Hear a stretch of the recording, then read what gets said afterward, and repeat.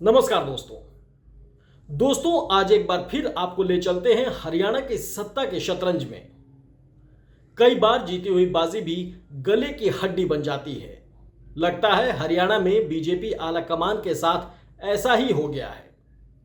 प्रधानमंत्री नरेंद्र मोदी ने करीब करीब तय हो चुकी हार को अपनी जादूगरी या बाजीगरी से तो जीत लिया, लेकिन अब विधायक दल के नेता को लेकर उन्हें डर शायद सता रहा है। डर इस बात का कि कहीं नायब सिंह सैनी को ही राज्य की कमान सौंपने से विधायक बगावत ना कर दें और बड़े जतन से जीती हुई बाजी पलट न जाए। कांग्रेस ने पहले ही वोटों की गिनती में गड़बड़ी का गंभीर आरोप लगाते हुए 20 सीटों की मतगणना में गड़बड़ी की शिकायत चुनाव आयोग से कर रखी है।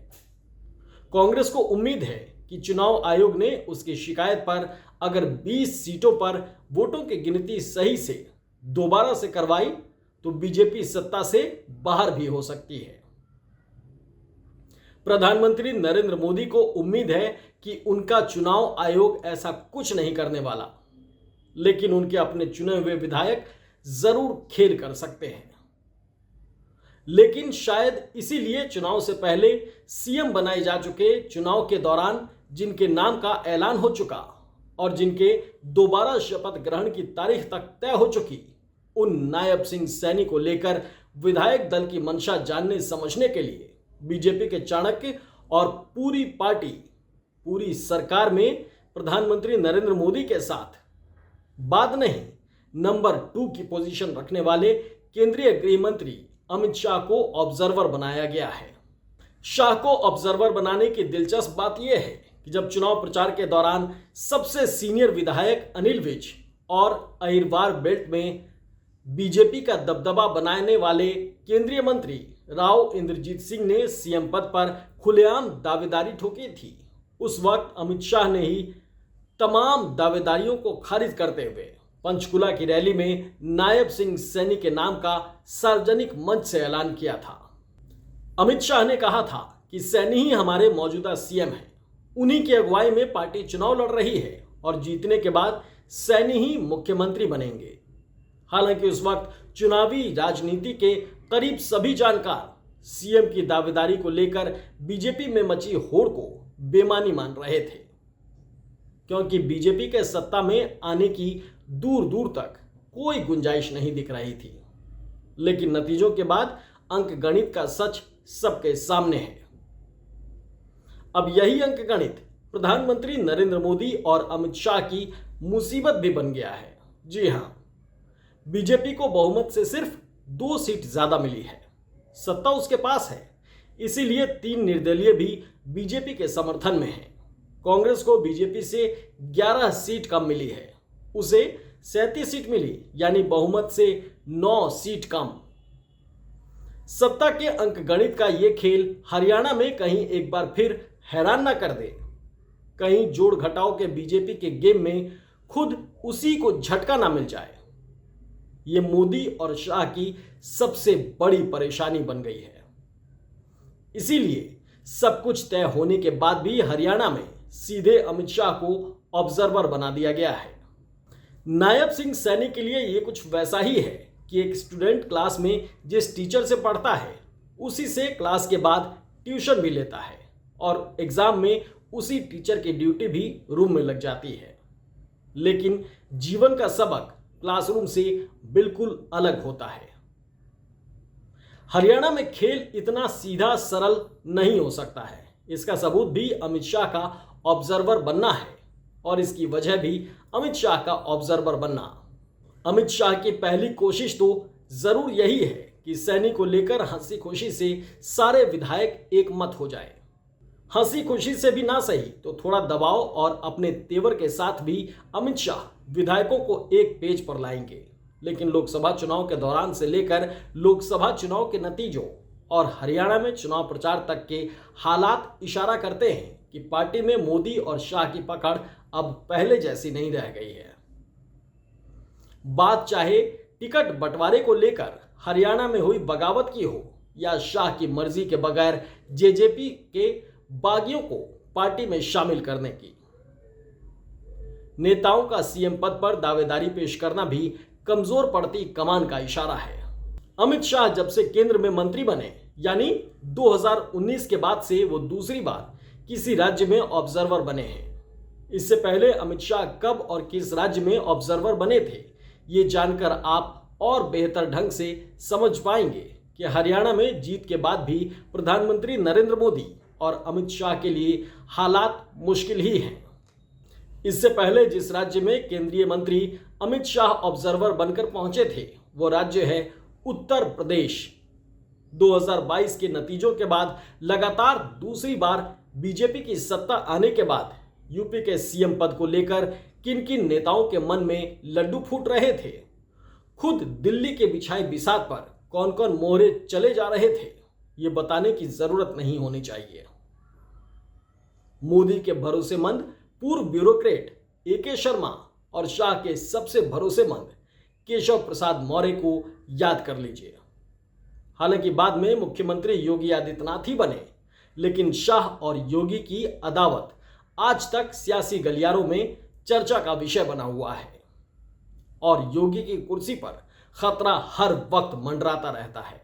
इसे लेकर इशारों में सीएम योगी भी कई बार पलटवार भी कर चुके हैं और दिल्ली और यूपी के बीच नेताओं की ये तनातनी अब भी पूरी तरह खत्म नहीं हुई है। अब इस बात से आप अंदाजा लगा लें कि हरियाणा मोदी और शाह के लिए कितना संवेदनशील है, जिसकी वजह से अमित शाह बतौर ऑब्जर्वर हरियाणा पहुंचने वाले हैं। शाह के साथ भोपाल के सीएम मोहन यादव भी हैं। मोहन यादव की दो खासियत से आप उनके ऑब्जर्वर के रोल और शाह के सहयोगी की भूमिका को समझ सकते हैं। पहली बात तो ये कि मोहन यादव खुद प्रधानमंत्री मोदी और अमित शाह की पर्ची से निकले मुख्यमंत्री हैं, विधायकों की पसंद नहीं, यानी मोहन यादव अमित शाह की राय से अलग नहीं जाने वाले हैं। दूसरा, वो भी पिछड़ी जाति से आते हैं, जैसे हरियाणा के सीएम नायब सैनी। अमित शाह और मोहन यादव 17 अक्टूबर के शपथ ग्रहण से एक दिन पहले 16 अक्टूबर को शाह को हरियाणा पहुंचना है।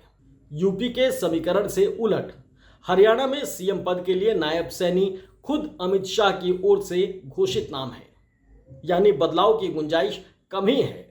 लेकिन इन दिनों खुद बीजेपी संगठन, प्रधानमंत्री की सत्ता और राष्ट्रीय स्वयंसेवक संघ के बीच तालमेल को लेकर सुरताल बिगड़ा हुआ है।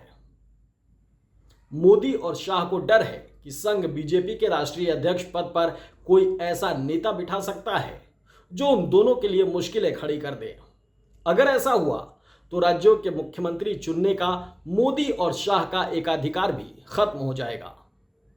हरियाणा में नए सीएम के चुनाव में मोदी और शाह इस बात का भी ध्यान रखना चाहते हैं, इसीलिए सब कुछ तय होने के बाद भी ऑब्जर्वर की औपचारिकताएं निभाई जा रही हैं। अमित शाह के सामने एक बड़ी चुनौती अनिल विज हैं।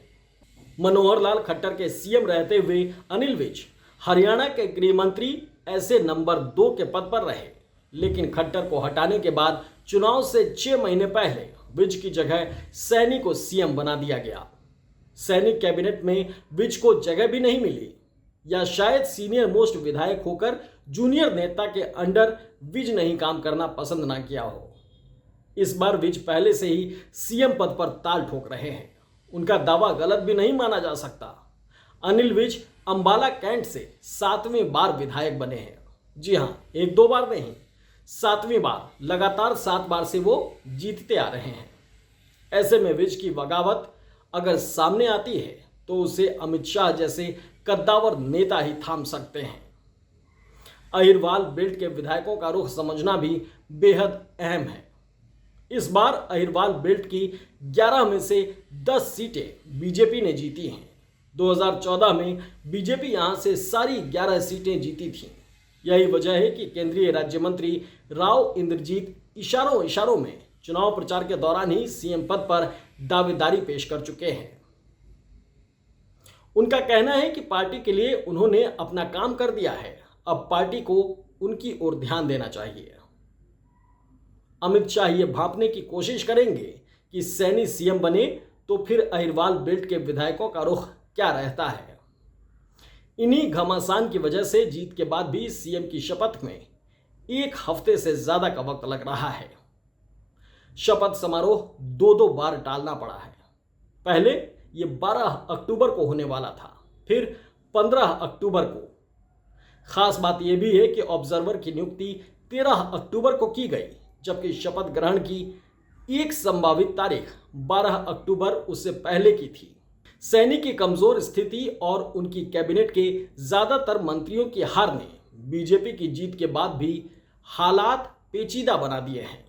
ऐसे में अमित शाह की पुरजोर कोशिश तो सैनी को सीएम बनाकर उनके इर्द गिर्द कैबिनेट के जरिए विरोध को काबू में करना ही है। लेकिन 16 अक्टूबर को हालात अंदाजे से कहीं ज्यादा भी बिगड़ सकते हैं। 17 अक्टूबर को मुख्यमंत्री की शपथ कोई नया चेहरा ले तो भी हैरानी की जरूरत नहीं है। आप हैरान मत होइएगा ज्यादा। हरियाणा में नई सरकार को लेकर बीजेपी के भीतर मचा घमासान तो सत्ता के शतरंज का एक हिस्सा है। इसका दूसरा हिस्सा है कांग्रेस। जिस तरह पिछले 10 साल में बीजेपी ने अंकगणित के सहारे कांग्रेस के अंदरूनी विद्रोह को अपने हक में करते हुए एक नहीं कई राज्यों में कांग्रेस के हाथ से सत्ता छीनी है, अब वैसा ही खतरा बीजेपी के सामने है। अरुणाचल प्रदेश में तो 2016 में मुख्यमंत्री पेमा खांडू समेत कांग्रेस के 43 विधायक पार्टी छोड़ गए थे। हालांकि सत्ता के शतरंज पर ऐसी चाल पिछले लंबे समय से कांग्रेस का इतिहास नहीं रहा है, लेकिन राजनीति में कभी भी कुछ भी हो सकता है। और हरियाणा में तो पूरे नतीजे पर कांग्रेस ने सवाल खड़े कर रखे हैं।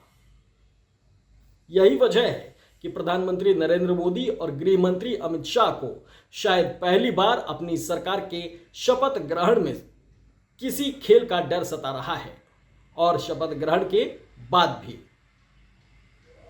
फिलहाल इस वीडियो में इतना ही।